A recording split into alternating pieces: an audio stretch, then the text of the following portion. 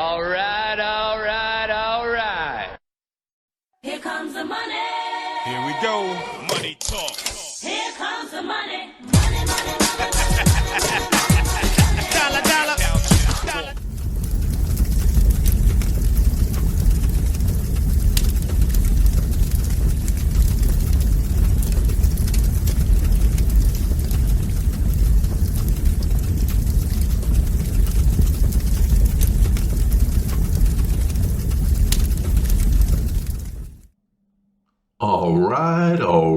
All right. Welcome and welcome back. Well, it's a Wednesday morning. It's about 4:30, so it's a little early in some regards. It's a little early on this end, but I figured I'd get up and get going, see what's going on. What's going on is we got a little move to the upside. Not so little, I should say. I've got a split screen going here. We've got the 3-month daily on one side, and we've got a 1-day 30-minute on the other. And right now, it's popping a little bit on the 30-minute. Too much too soon, though. Need structure. Need to be able to build in price. Can't necessarily just do it all in one candle. But for whatever reason, whether it's news or something driving it right now, it's popping. Well, where do we stand? Well, we were about 400 and some odd points down, and now we're about 300. So there's that. And it's the red line's crossed over the zero line, so we got strength in that regard. And the green line is still way down, so it's going to take some work. That's what it looks like it's going to do. It's going to start working to the upside. Now on the daily, we're just kind of hanging out in a range. And the question becomes, do we trade back down? Seek out a higher low? If we do, off we go. But there is, like the title of the video, there is that slippery slope that we're on right now. Kind of hard to catch a firm footing. I mean, this was a lot of price action down on the lower channel here. And then you got the big pop. And that was just too much too soon. So what is the market doing? The market's basically digesting right now. It's kind of building in the structure that I keep talking about. Now, does the structure move us further higher? Possibly so. But if it does, it's going to come into contact with the 233 EMA. And you got the upper channel. So it's got its work cut out for it. It would be better in certain regards, at least as far as I'm concerned, that it came back down, as much as it may freak people out. Came down to a higher low. I mean, right now it's bouncing to the downside. It's not really finding a higher low. It's just bouncing lower and lower in search of supply. In this case, buyers. And when everybody's selling, it's kind of hard to find a buyer, unless you're the buyer of last resort, that is. So, want to make this video short, if it's possible. I know I can start just jabbering away and talking and yakking about this, that, and the other thing, but I realize that everybody's got a certain allotment of time.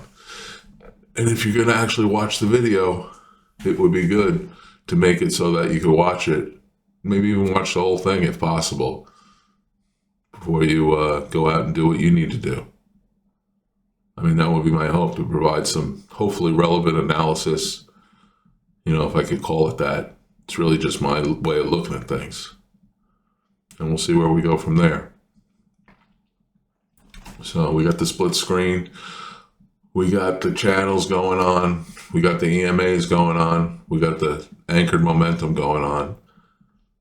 And the daily's not changing that much, and I've already touched on it, so there's no need to rehash it, other than the fact that the slow line made a little bit of an abrupt turn and is trying to work its way to the upside. And the fast line is doing the same, although it's feeling the weight of the situation, I think. It's not going straight up. It's kind of bending a little bit. May have a tough time crossing the zero line, but if it does, that'll give it another little pop. And on the 30-minute, excuse me just a second. Okay. On the 30-minute, like I said, the fast line crossed over the zero line. And then it coincides with the pop that it took to the upside. Now, interestingly enough, the 233 is hemming it in. It's having a tough time getting above it. But the slow line is working its way higher. It's got its work cut out for it too, to cross over and go green. Well, it's actually green already, but in terms of go green, in terms of being above the zero line. So it looks like things have slowed down a little bit. There was a real pop for a moment there, but it's just working right now. So what else can we look at? We can look at, well, let's take a look at volume profile.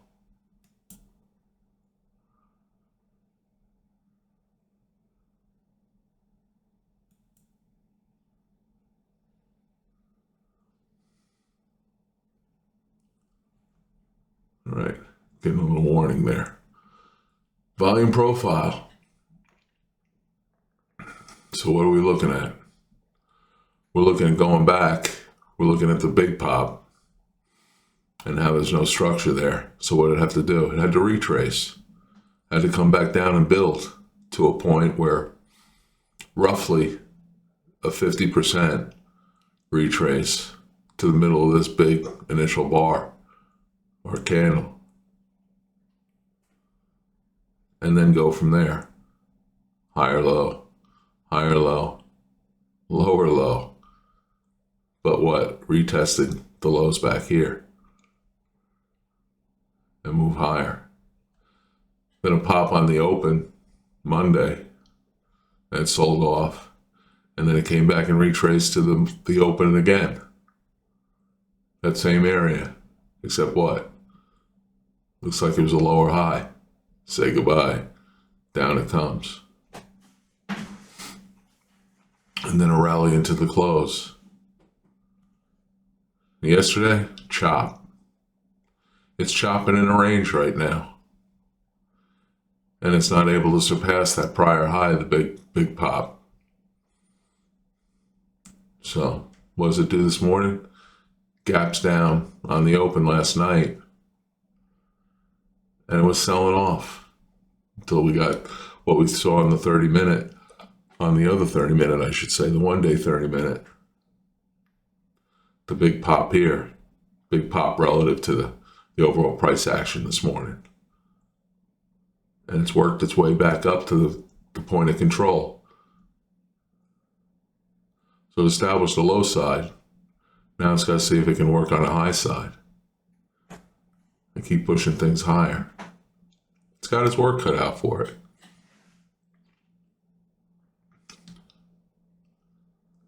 So what else? That's the volume profile, pretty much. And what do we got? Just for those of you who don't necessarily know what you're looking at in terms of what I've got set up for volume profile. We've got the yellow line on top here is the value added high. And then the yellow line on the bottom is a value added low. And then the cyan line is carrying over from the previous value added high. That becomes a value added low. Or value added high for this period carried over. And this would be the value added low. And then you have the point of control, which is green for the period, and then extends out. Magenta into the next period. And sure enough, what did it do? It came up and came back down and retested that area right there, the prior point of control, and then popped nicely off of it. You know, I got a shout out to Snoopy Doopy. That's his handle. Or it could be her handle. I don't know if it's a guy or a girl, but it doesn't matter. What does matter is they came up with what I was hoping to look at in terms of volume profile, in terms of not only the current volume profile, but projecting out into the next period. And the other is the naked virgin point of control, which I'm not really seeing on here, because we got it covered. I guess there's this white dash line here, which currently would indicate the naked version point of control. So we'll see if that gets touched. And what do we got? What else we got? Well, you got the actual volume by price as opposed to volume by time. So this is volume in terms of building up price, whereas I don't have it in here. I could throw it in here just for the hell of it.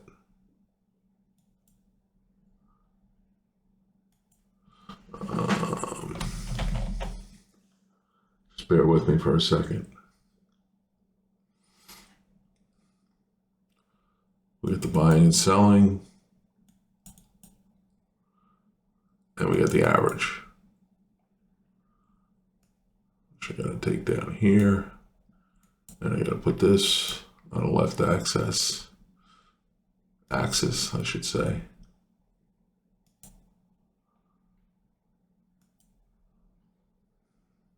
Okay. So what we got?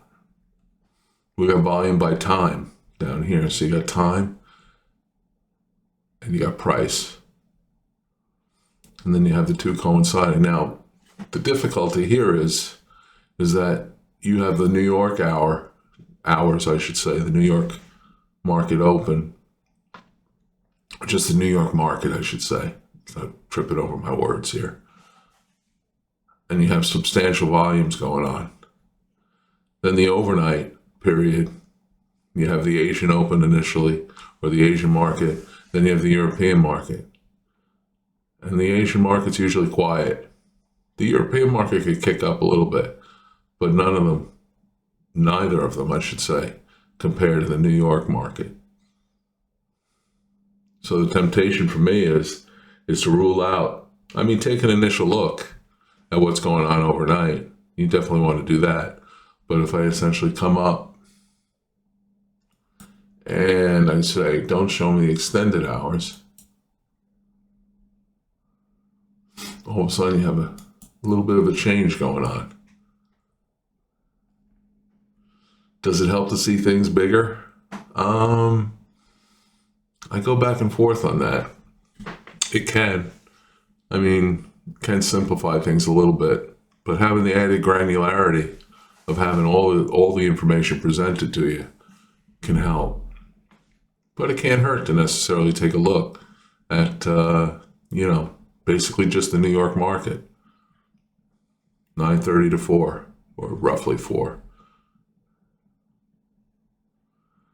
So what are we doing here over the last 5 days, 30-minute chart?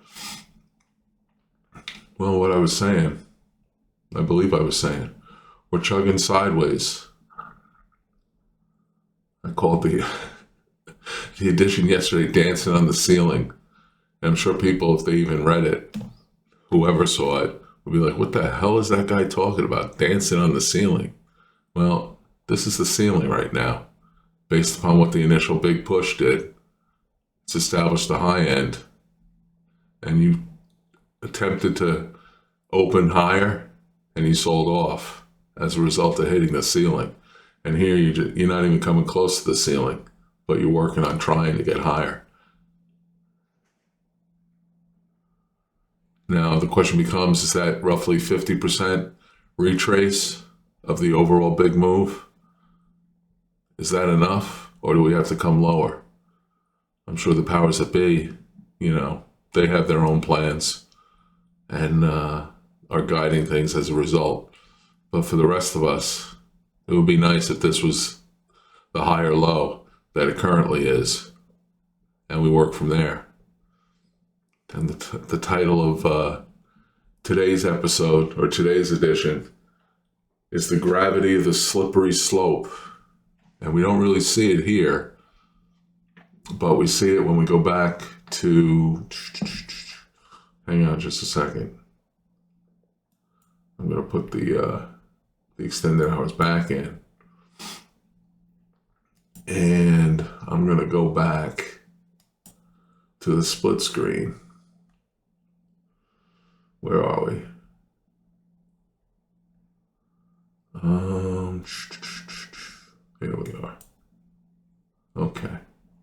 This is a slippery slope, whether you're on a 3-month daily or you're on a 1-day 30 minute that is. We're generally going down. We're not going up.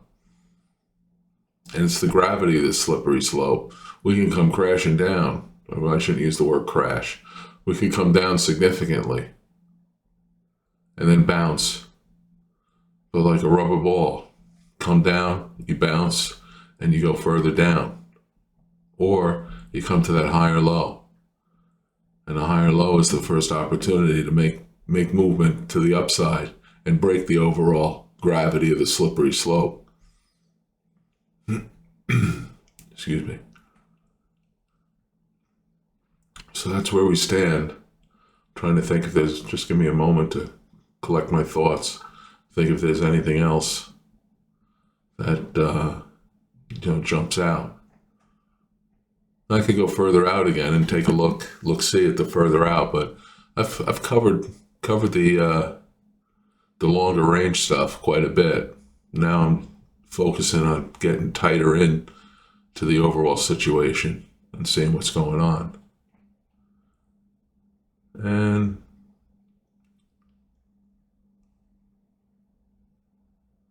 I think I'm kind of digging the 30-minute here because it's showing me as I'm sitting here talking about slippery slopes, we're pushing real hard here to go higher. And what is it doing? It's looking to touch the upper channel, but it's also filling in a little bit of a gap here. It's just a slight window of a gap that it came up and filled. And we've gone from being 400 points down, roughly, to now 180 points down in a short period of time. And like I said before, like the big push here, too much too soon. Need structure. Need to be able to fill back. Need to be able to sell off a little bit, then buy in a little bit. Got to do things in smaller chunks. Can't do it all in one fell swoop. And I'd have to check the news just to see if there's anything in that regard that's pushing it higher here.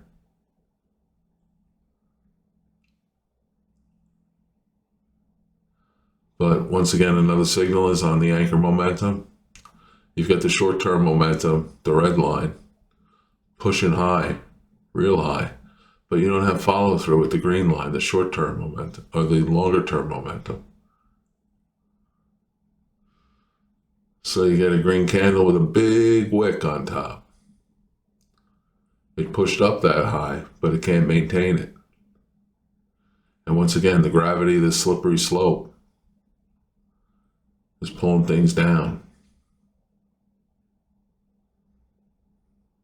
So we're currently at 17 and a half, no, call it 18 minutes. 18 minutes of looking at things, is that enough? Well, maybe we'll call this a test.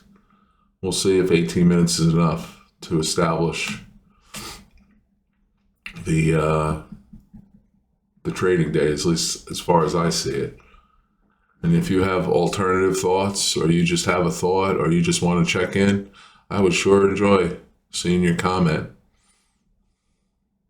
And I may not get to it immediately, but I'll definitely respond.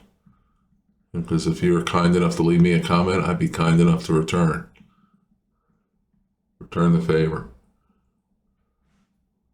And I'm just kind of watching the 30-minute as we speak, or as I speak.